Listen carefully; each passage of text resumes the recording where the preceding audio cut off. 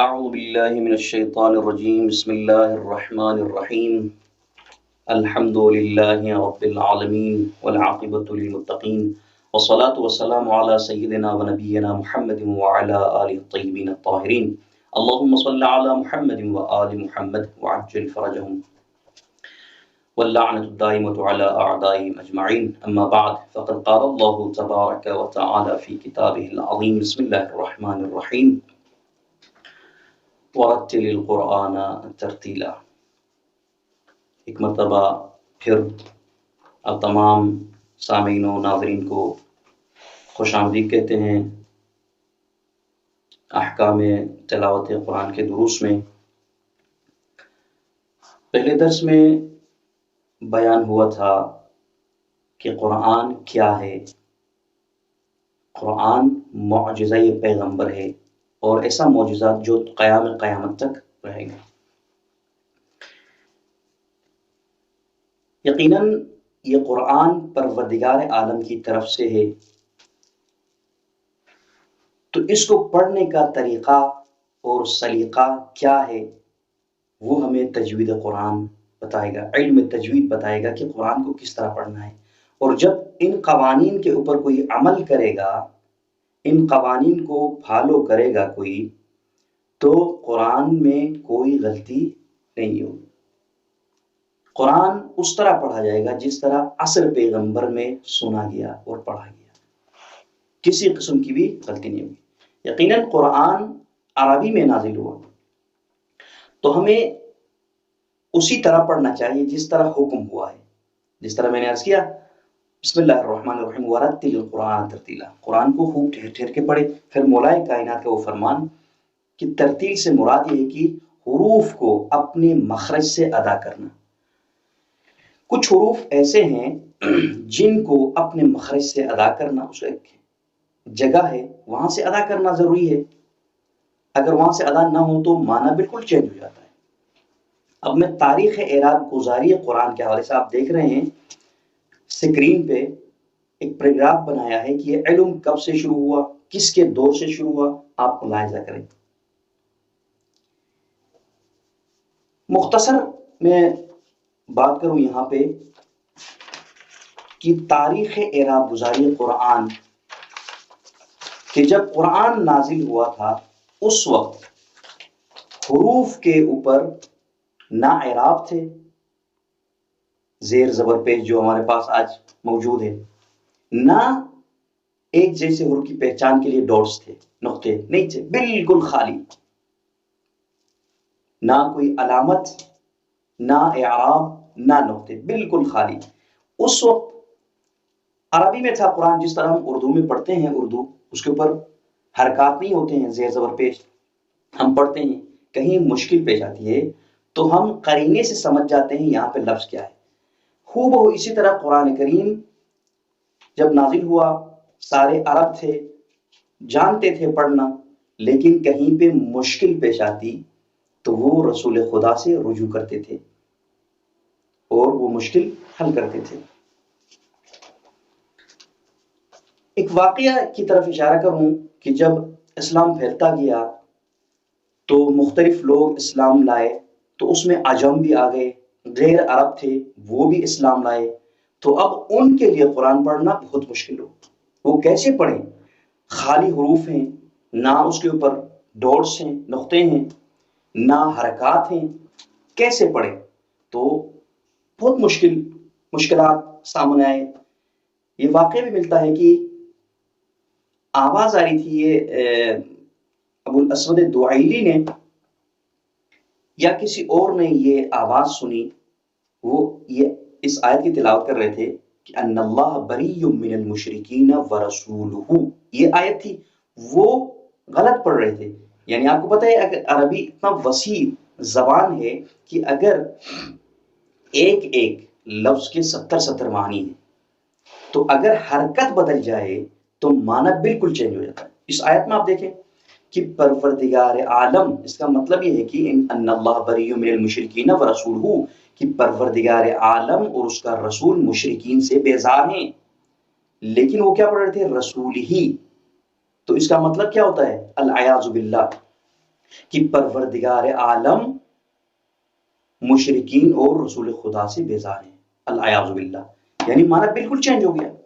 تو اب مولائے کائنات نے ابو الاسود الدعیلی کو حکم دیا۔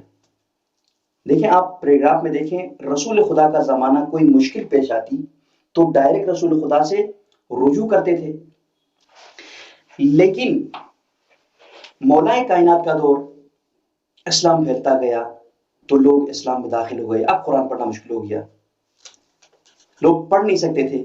اب آپ دیکھیں یہ پیراگراف میں آپ کے لیے بیان کیا ہے، لکھا ہے، آپ دیکھیں کہ مولائے کائنات نے ابو الاسود دعیلی کو حکم دیا، وہ مولا کا پیروکار تھا، شیعہ تھا، مولا کا شاگرد تھا، اس کو حکم دیا کہ آپ قرآن کے اوپر اعراب لگائیں تاکہ جو مشکل پیش آئی وہ مشکل حل ہو جائے۔ ابو الاسود دعیلی نے مولا کے حکم پر عمل کرتے ہوئے ایک کاتب کو بلایا اور کہا کہ جب میں قرآن پڑھوں تو آپ میرے ہونٹوں کی اشاروں کو دیکھنا ہے، اگر ہونٹ اوپر کی طرف کھلیں تو اس حرف کے اوپر آپ نے ایک نقطہ لگانا ہے، اگر ہونٹ نیچے کی طرف آئیں، ای بی تی، تو اس حرف کے نیچے ایک ڈاٹ لگا دیں، اگر ہونٹ آگے کی طرف گول ہو، مثلا او بو تو، تو آپ نے اس حرف کے آگے ایک ڈاٹ لگانا ہے، ایک نقطہ لگانا ہے۔ یہ اعراب کا جو مشکل پیش آیا وہ یہاں پہ حل ہوا۔ لیکن ایک اور مشکل یہاں پہ باقی رہ گئی، وہ کیا؟ ایک جیسے حروف تھے، مثلا الف با تا، یہ بالکل اس کے اوپر ڈاٹس نہیں تھے، تو اب غیر عرب کے لیے تو مشکل تھا کہ کیسے پڑھیں۔ اس مشکل کو حل کرنے کے لیے انہی کے شاگرد یحییٰ بن یعمر اور نصر بن عاصم نے یہ ذمہ داری لی اور انہوں نے ایک جیسے حروف کی پہچان کے لیے ڈاٹس لگا دیے، نقطے لگا دیے، با کے نیچے ایک ڈاٹ، تا کے اوپر دو، سا کے اوپر تین۔ اسی طرح سے ایک جیسے حروف کی پہچان کے لیے انہوں نے نقطے لگا دیے، اور ایک کام انہوں نے یہ کر دیا کہ جو ابو الاسود دعیلی نے، ان کے استاد نے، جو اعراب کے لیے زیر زبر پیش کو ظاہر کرنے کے لیے جو ڈاٹس لگائے تھے، ان کی کلر کو چینج کر دیا، رنگ کو تبدیل کر دیا، تاکہ وہ اعراب کے نقطے اور جو حروف کے ڈاٹس تھے ان کے ساتھ التباس نہ ہو جائے، اشتباہ نہ ہو جائے۔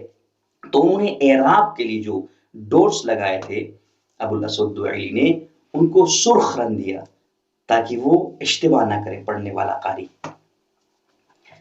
اب کسی حد تک مسئلہ یہاں پہ حل ہوا، لیکن ایک اور مسئلہ پڑھنے والا قاری جو عجم، جو غیر عرب ہیں، ان کے لیے مشکل تھا۔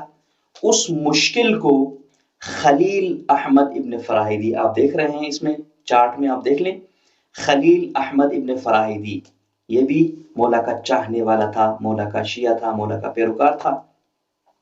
انہوں نے مشکل حل کر دی۔ وہ کیا؟ جو اعراب کے نقطے تھے زیر زبر پیش کے لیے جو ڈاٹس تھے، ان کو چینج کر دیا، جو آج ہمارے پاس قرآن میں موجود ہے، زیر زبر پیش۔ انہوں نے کیا کیا؟ ان کو حرکات میں تبدیل کر دیا، الف سے زبر لیا اور اس کو حرف کے اوپر رکھ دیا، اور اسی طرح زیر جو ڈاٹ تھا وہ یا سے مدد لیتے ہوئے کسرہ بنا کے حرف کے نیچے علامت لگا دی، اور اسی طرح واو کو چھوٹا کر کے حرف کے اوپر رکھ دیا، اور اسی طرح تشدید شدت سے، مثلا دو حرف ہوتے ہیں، ایک متحرک اور ایک ساکن، تو شدت سے انہوں نے اس جو علامت ہے سین کا جو پہلا حصہ ہے وہ اس کو چھوٹا کر کے اس حرف کے اوپر رکھ دیا، تاکہ یہاں پہ ایک حرف اور چھپا ہوا ہے، اور اس کا فائدہ یہ ہے کہ حرف بہترین انداز میں ادا ہو جاتا ہے۔ اور اسی طرح حمزے کو ظاہر کرنے کے لیے عین سے مدد لیتے ہوئے اس کا پہلا حصہ اس کے اوپر رکھ دیا، حمزے کو ظاہر کرنے کے لیے۔ اور اسی طرح سکون جو ساکن حرف ہے اس کو ظاہر کرنے کے لیے خفیف، اس کے خفیف کا جو پہلا خا ہے ڈاٹ کو اٹھا کے اس کو حرف کے اوپر رکھ دیا، یہ ساکن کی علامت۔ یہ علامتیں خلیل احمد ابن فراہیدی نے جو غیر عرب تھے، عجم تھے، ان کے لیے قرآن کو تاکہ پڑھنے میں آسانی ہو جائے، اور جو ہمارے پاس موجود ہے۔ الحمدللہ اب بھی اگر کوئی کہے کہ بھائی قرآن نہیں پڑھ سکتا ہوں، تلاوت نہیں کر سکتا ہوں، تو وہ پروردگار عالم کی بارگاہ میں مقصر شمار ہوگا، قاصر شمار نہیں ہوگا، چونکہ تمام فیسلٹیز ان کے پاس موجود ہے۔